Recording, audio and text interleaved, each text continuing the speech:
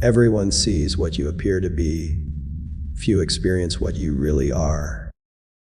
The Prince, Chapter 18, Machiavelli's wisdom about appearances lies at the heart of his philosophy on power. In The Prince, he reveals a timeless truth that stretches far beyond Renaissance politics. In any field of human endeavor, perception often outweighs reality. To Machiavelli, power is not only about what one does, but, more importantly, about how one is seen doing it.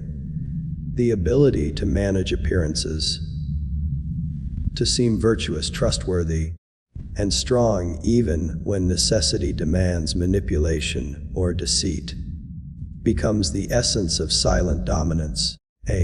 Winning without fighting, therefore, begins not with force but with the control of perception. Machiavelli's world was one of instability, where loyalty shifted quickly and survival depended on adaptability. In such a climate, he noticed that leaders who survived longest were those who could perform multiple roles convincingly. The art of appearances, in his view, was a form of armor.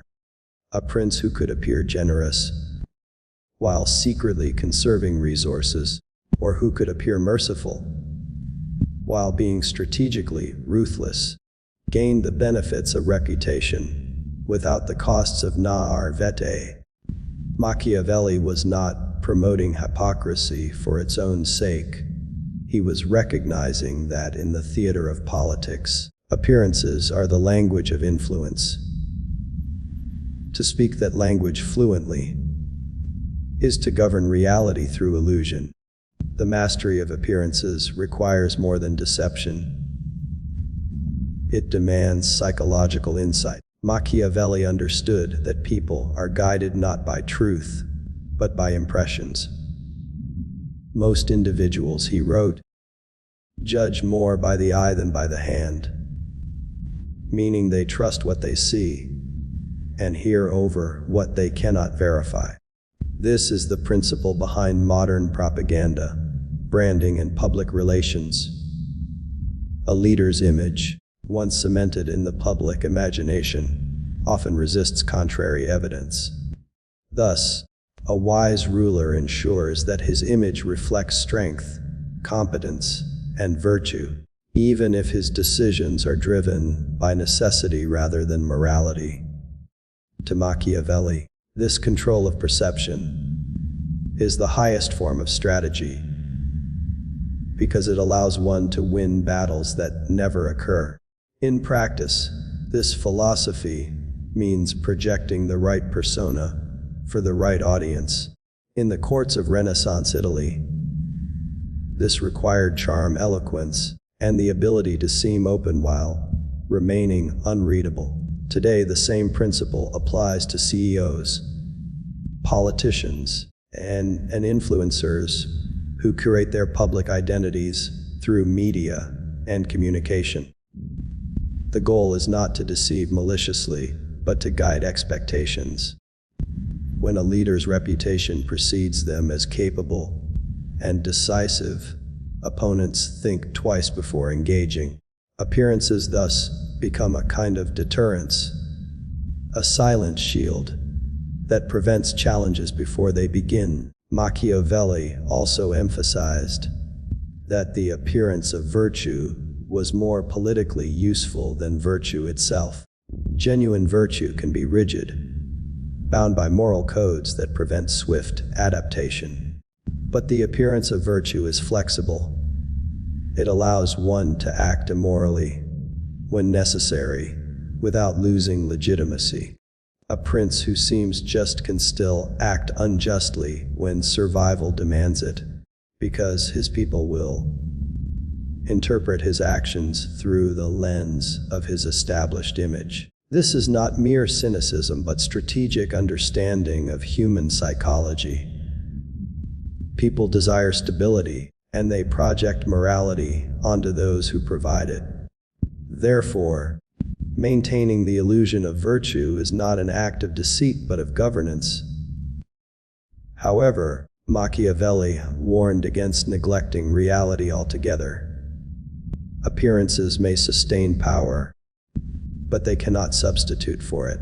A leader who is all image and no substance eventually collapses when faced with crisis. The art of appearances, then, requires a delicate balance between illusion and strength. One must possess enough genuine capability to justify the image being projected. The illusion must be grounded in selective truths. This balance between being and seeming is the axis of Machiavellian mastery. Machiavelli's insight also extends to the manipulation of enemies. When facing potential rivals, the skillful leader uses appearances to mislead and disarm. By appearing weak when strong, or conciliatory when ambitious, one can lure opponents into underestimating or miscalculating. Such strategic concealment allows victory before conflict begins. Likewise, appearing confident during weakness can buy time to recover or secure allies. The control of appearances thus operates both outwardly, toward the masses, and inwardly, toward adversaries. In both cases, it transforms perception into a weapon more powerful than the sword.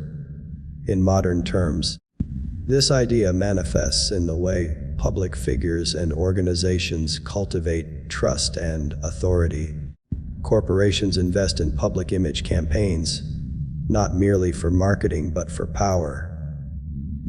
To maintain legitimacy, loyalty, and influence, politicians carefully stage speeches, dress, and body language to evoke confidence or empathy. Even individuals in social or professional settings engage in a similar process, crafting personas that gain acceptance or deter opposition. All of these are modern expressions of Machiavelli's principle. The appearance of control creates real control. Another dimension of this philosophy lies in timing.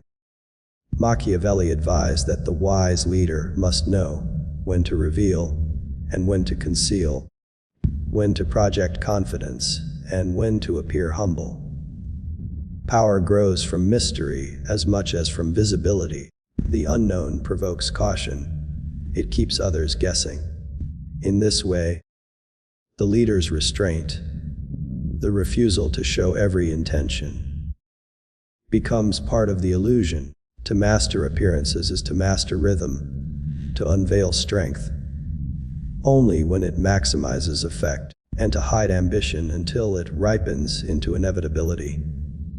Ultimately, Machiavelli's concept of appearances is not superficial. It is a profound recognition that human beings live in a world of symbols, perceptions, and stories.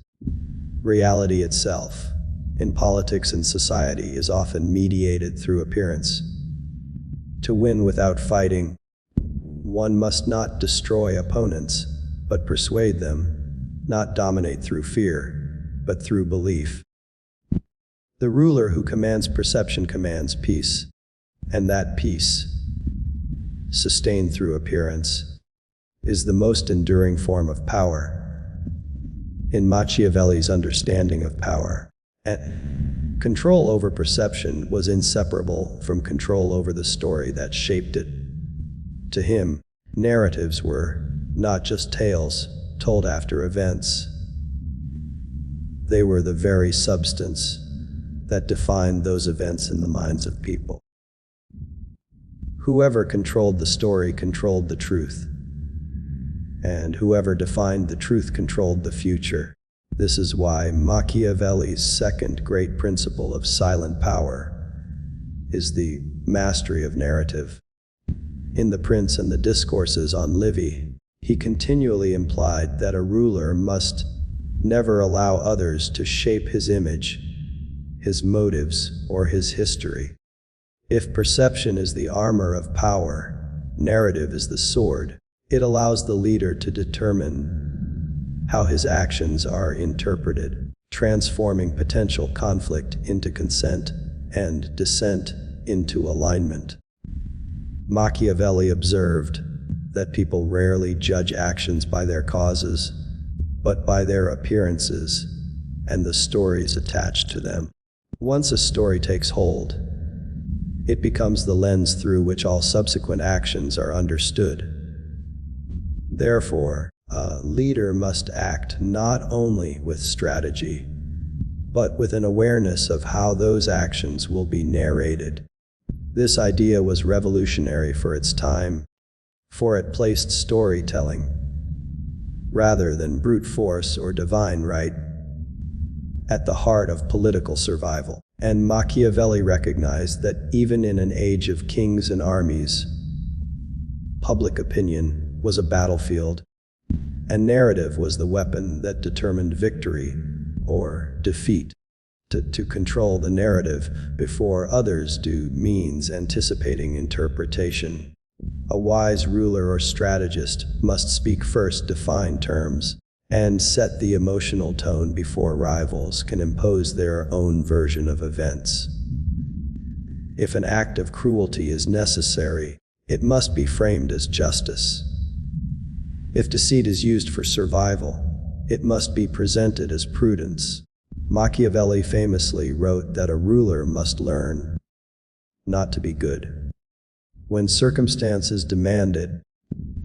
Yet he also insisted that such actions must be narrated as serving a higher cause. The people will forgive much if they believe that even harshness was done for the greater stability of the state. Thus, controlling the narrative transforms necessity into virtue and self-interest into duty.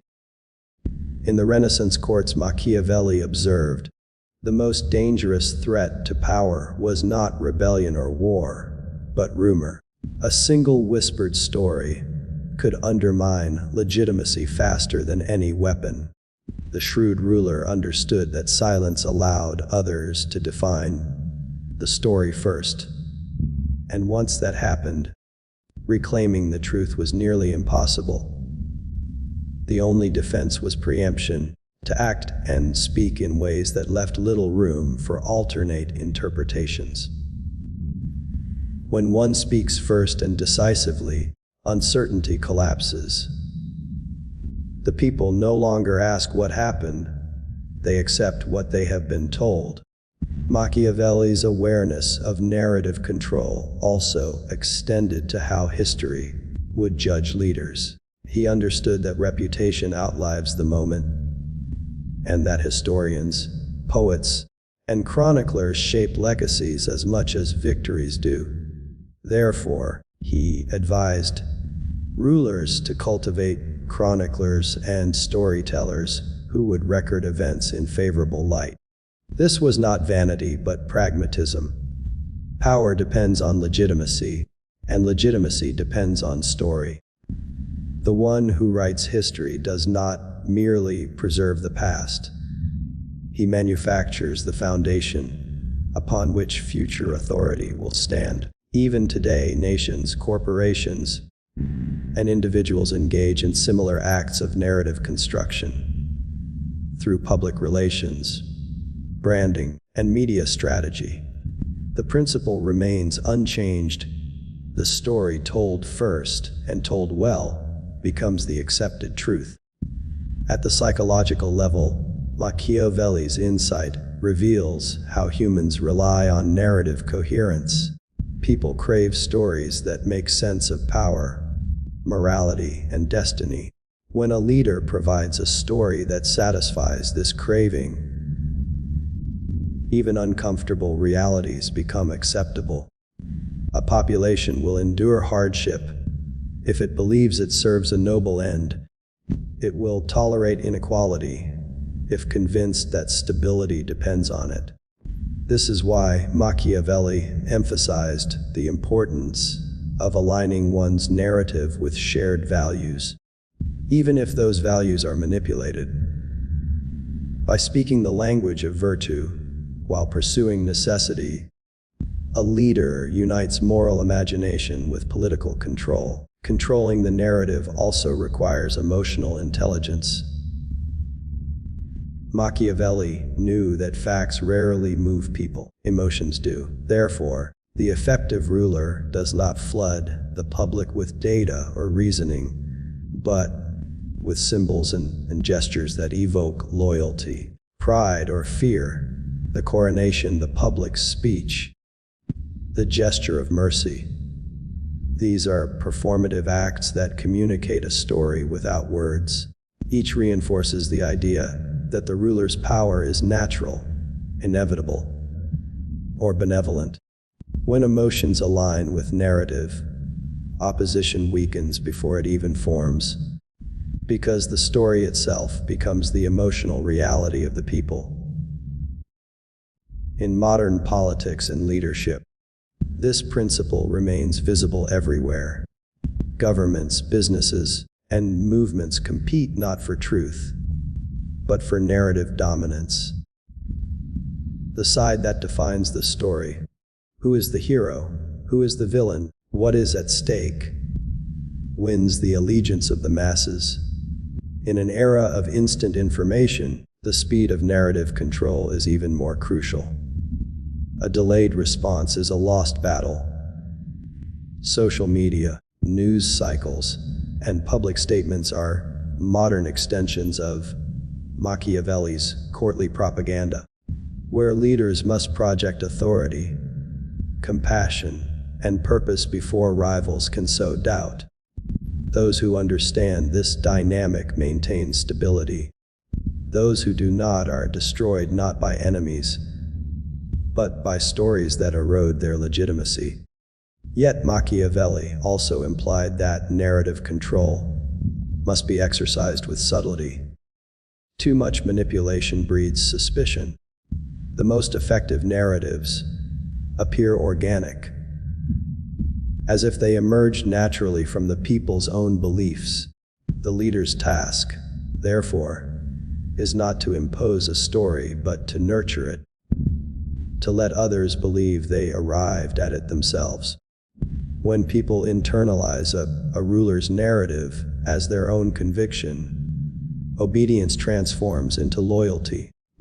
This is the quiet victory Machiavelli admired most, when power operates invisibly through the stories people tell each other. Finally, the mastery of narrative is not limited to rulers alone. Every individual who seeks influence in politics, business, or private life engages in the same contest of interpretation. One's actions, reputation, and identity are constantly being narrated by others. To control that story is to control one's destiny. Machiavelli's insight is, therefore, universal. Silence allows others to define you, while speech, wisely crafted, defines the world around you. The one who shapes the narrative first ensures that all who follow speak within his frame. And once the frame is set, the battle is already won without a single fight. In Machiavelli's philosophy, power is not sustained by peace alone, but by the careful management of tension. In The Prince and Discourses on Livy, he explored a paradox that defines the art of rulership. Harmony can breed complacency, and unchecked unity can turn into rebellion when ambition or envy festers beneath the surface. To govern effectively, one must understand how to divide without destroying, to create and control factions, rivalries, and ambitions in a way that strengthens authority rather than weakens it. This principle reveals one of Machiavelli's most sophisticated insights into political psychology. Conflict, when properly managed, is not a threat to power, but a source of it. Machiavelli lived in an Italy torn between warring city-states, shifting alliances, and the constant interference of foreign powers. He witnessed how rulers who tried to impose absolute unity often failed. while those who skillfully balanced opposing interests maintained stability. To divide without destroying meant allowing controlled discord to exist under the ruler's supervision, ensuring that no single faction could grow strong enough to challenge authority. This balance kept subjects dependent on the prince as the only force capable of maintaining order. Machiavelli's genius lay in recognizing that total peace is an illusion. Human nature, driven by ambition, envy, and fear, naturally produces competition. The wise ruler accepts this and channels it towards stability. In his writings, Machiavelli often referred to the Roman Republic as the greatest example of strength born from managed division. The conflict between the Senate and the people, between patricians and plebeians, did not destroy Rome. Rather, it created institutions, laws, and vigilance, each group seeking to protect its own interest. Contributed to the vitality of the state. From this, Machiavelli concluded that internal discord, if balanced, preserves freedom and power. The task of the leader is not to suppress every dispute, but to prevent disputes from escalating into chaos. Division becomes destructive only when it escapes control, but when guided by intelligence, it keeps society dynamic, alert, and loyal to the central authority that arbitrates between factions. To divide without destroying also requires an understanding of how to manage ambition. Machiavelli observed that ambitious men are both dangerous and indispensable. They can become rivals, but they are also the engines of progress and conquest. A prudent ruler rewards their efforts, but prevents them from consolidating independent bases of power. He might pit them against one another subtly, ensuring their energies are spent in competition rather than conspiracy. By keeping ambitious subordinates in a perpetual state of rivalry, the ruler ensures their dependence on him as the ultimate arbiter of success. This strategy is not cruelty, but prevention. It removes the possibility of collective rebellion by ensuring that personal ambitions never align against the throne. In modern contexts, this quintessential manifests in leadership structures within corporations, governments, and organizations. Effective leaders recognize that complete harmony can stifle innovation, while well-managed competition fuels productivity. They create systems where individuals or departments compete for recognition, resources, or influence, all within boundaries that prevent collapse. This competition drives progress, but never questions the legitimacy of leadership. Just as Machiavelli's prince positioned himself as the necessary mediator, the modern leader becomes the indispensable center around which rival energies revolve. The art lies in knowing how much division to allow and when to intervene to prevent fragmentation. Machiavelli also understood that the perception of impartiality was essential. The ruler must appear as a fair and neutral judge who acts in the interest of the whole. If he is seen as favoring one faction too openly, he risks turning others into enemies. Therefore, while encouraging rivalries, he must maintain the image of the protector of peace. In this sense, division becomes a tool for unity. The ruler's role as mediator legitimizes his authority and strengthens loyalty among his subjects. Each side, fearing the other more than the ruler, looks to him for stability. This psychological dependence ensures obedience without the need for constant enforcement. A deeper dimension of this principle lies in its moral ambiguity. To divide without destroying requires subtle manipulation, and Machiavelli never shied away from acknowledging that such manipulation was necessary for survival. Human beings, he believed, are inherently self-interested. They will betray loyalty for advantage if given the chance. Therefore, it is wiser to shape their behavior through incentives and rivalries than to rely on virtue or goodwill. By designing a system in which everyone's ambition serves the ruler's interest, a leader transforms human weakness into political strength. This is the foundation of silent power, control that operates invisibly through the structure of relationships rather than through visible coercion. At the same time, Machiavelli warned against excessive fragmentation. A ruler who divides too deeply risks losing coherence and provoking collapse. The balance is delicate. Too much division breeds resentment. Too little creates complacency. The ideal state exists in a constant tension where order and competition coexist. The ruler must remain vigilant, adjusting the equilibrium as circumstances shift. Division should never appear as chaos. It must seem natural, inevitable, even beneficial. In this way, conflict becomes part of the design, rather than a symptom of failure. Machiavelli's understanding of division also applies to external politics. Among rival states, alliances can be manipulated to maintain equilibrium.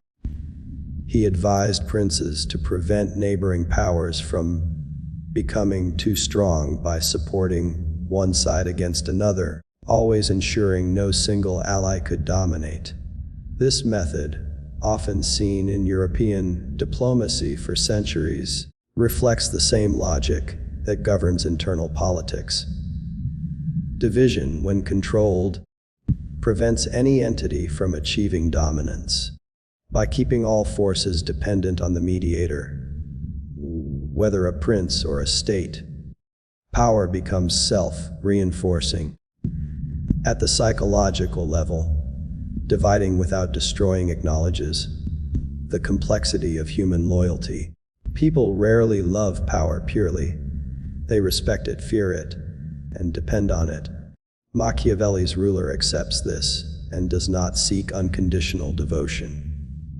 Instead, he maintains balance through competing emotions: gratitude and fear, hope and caution. Each emotion pulls in a different direction, ensuring that no single feeling overwhelms the others.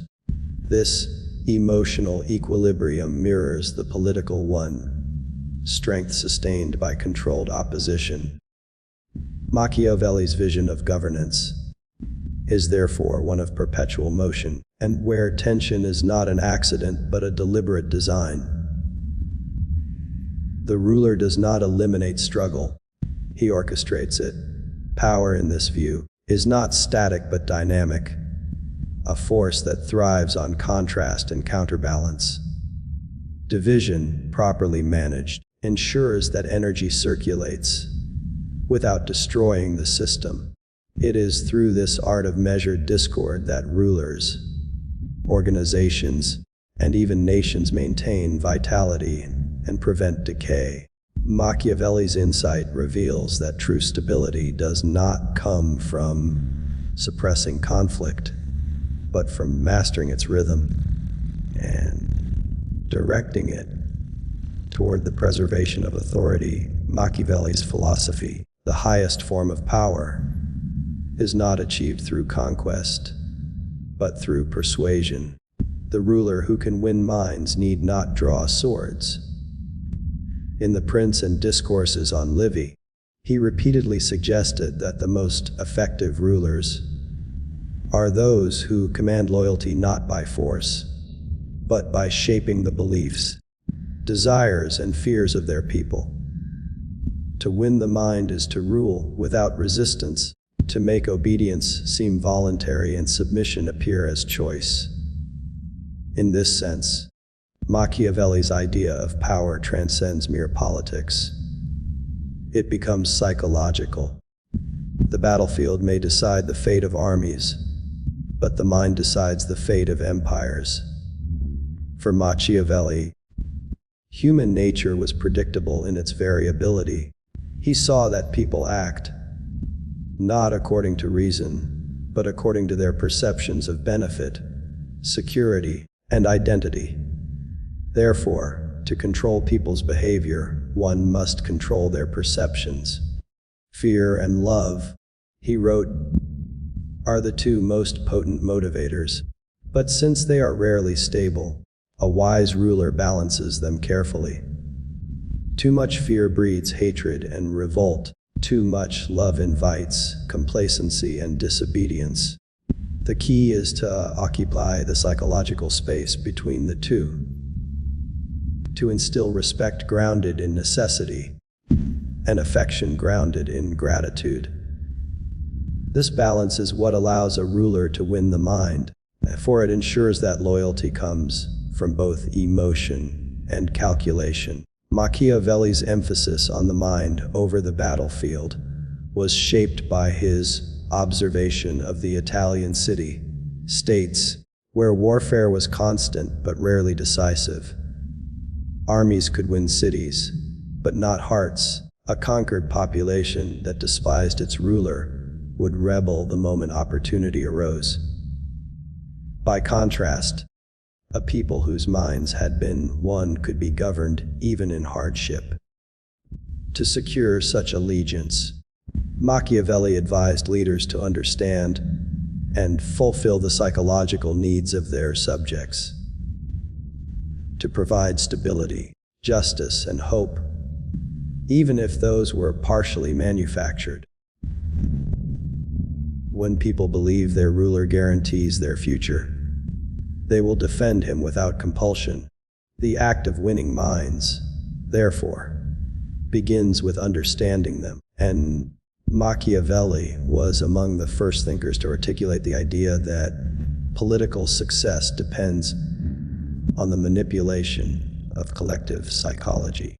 He advised princes to study the desires of their people, their longing for security, their hunger for recognition, their fear of chaos, and to use these desires as instruments of control. A ruler need not suppress these instincts, he must channel them. If the people crave freedom, the ruler can grant the illusion of participation while retaining control. If they crave stability, he can present himself as the bulwark against disorder. In either case, the result is the same. The people defend the power that governs them because they see it as essential to their own survival. Machiavelli's understanding of the mind as the true battlefield also extended to his treatment of appearances and narratives. He knew that reason is often powerless against emotion. The ruler who relies solely on logical argument will fail, because human beings are driven more by stories than by statistics. Therefore, persuasion must appeal to imagination and sentiment. Rituals, symbols, and gestures are more persuasive than decrees. A public act of mercy can secure more loyalty than 100 speeches. A visible display of strength can prevent revolt before it begins. In these symbolic gestures, Machiavelli saw the essence of power, not the raw exertion of force, but the subtle orchestration of belief. This insight also applied to the management of enemies. To win the mind of an adversary was to neutralize them without bloodshed. Machiavelli encouraged rulers to offer their opponents recognition, rewards, or inclusion in the system they once opposed. By converting rivals into allies, the ruler expanded his influence while reducing resistance. This was not weakness but strategy, for it transformed potential threats into instruments of stability. When enemies believe they benefit from your power, they cease to fight it. Thus, victory is achieved without a single sword drawn. At a deeper level, Machiavelli's principle of winning the mind reflects his understanding of illusion as a tool of governance. The perception of power often matters more than its reality. A ruler who appears invincible inspires obedience, even if his position is fragile. Similarly, a ruler who appears generous and just gains the affection of his people, even if his actions are guided by calculation. The key is to make people believe in the inevitability and benevolence of authority. Once this belief is rooted in the collective mind, resistance becomes unthinkable. The ruler's power is no longer enforced, it is internalized. In modern terms, Machiavelli's idea finds expression in propaganda, public relations, and mass communication. Modern leaders and organizations do not rely solely on coercion or legal authority. They cultivate loyalty through ideas, stories, and values. Nations are bound together by myths of unity and destiny. Corporations create cultures that win the minds of employees and customers alike. Even in personal relationships and careers, individuals who master persuasion wield disproportionate influence. The battlefield has shifted from territory to narrative, from armies to algorithms, from force to persuasion. Yet the essence remains the same. Those who control perception control reality. Machiavelli also understood that fear, when used wisely, could reinforce loyalty without destroying it. He never advocated cruelty for its own sake, but as an instrument to secure order. A certain degree of fear ensures attentiveness and respect, especially when love fades. The challenge is to make fear impersonal, directed toward the consequences of disobedience, not toward the ruler himself. When fear is attached to law and justice rather than to tyranny, it becomes stabilizing rather than corrosive. Thus, Machiavelli's ruler maintains emotional control over his subjects without descending into brutality. The art of winning minds requires patience and consistency. A ruler cannot shift his image constantly or act unpredictably without purpose. People must be able to anticipate his justice, his mercy, and even his ruthlessness. Predictability in principle combined with adaptability in execution creates trust. Over time, this trust hardens into faith, and faith is the strongest form of obedience. When people believe in the wisdom or destiny of their ruler, they surrender willingly, not out of fear but out of conviction. Machiavelli saw this as the perfection of power. When the governed become the guardians of their own subjugation, because they see it as protection. Ultimately, to win the mind and not the battlefield is to transcend the need for open confrontation. It is to transform rule into influence, command into persuasion, domination into consensus. The ruler who achieves this does not need to fight, because every heart he governs beats in rhythm with his will. In this silent conquest of thought and emotion lies Machiavelli's deepest lesson on the nature of power, the understanding that the human mind, once claimed, is the most enduring fortress of all. In the world Machiavelli revealed, victory is not measured by the number of enemies defeated, but by the number of battles never fought. Power, at its most refined form, is invisible. a current that moves through perception, psychology, and subtle influence. To win without fighting is to understand that human nature, not the sword, determines destiny. Appearances shape loyalty, narratives create legitimacy, division sustains balance, and the conquest of minds ensures permanence. Through these principles, the ruler becomes less a warrior and more an architect, constructing a reality where conflict dissolves before it begins. A Machiavelli's vision is not one of cruelty, but of clarity. He exposes the mechanisms by which societies are governed, choices are guided, and order is maintained. His wisdom lies not in manipulation for its own sake, but in the discipline of restraint, knowing when to act, and when to allow perception to act in one's stead. The silent ruler does not dominate the world, he arranges it. The true victory he pursues is harmony born of understanding, influence achieved through design rather than destruction, and power exercised so elegantly that it requires no force to endure.